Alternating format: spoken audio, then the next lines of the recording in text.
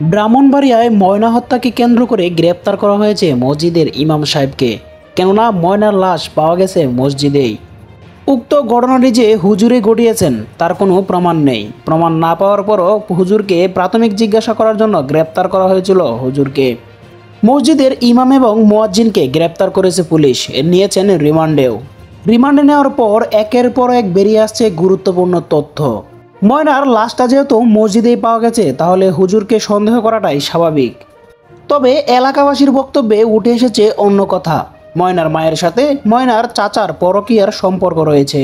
এলাকাবাসীর বক্তব্য অনুযায়ী ময়নার মায়ের সাথে ময়নার চাচার পরকীয়ার সম্পর্ক রয়েছে, এমনটাই সন্দেহ করছেন অনেকেই।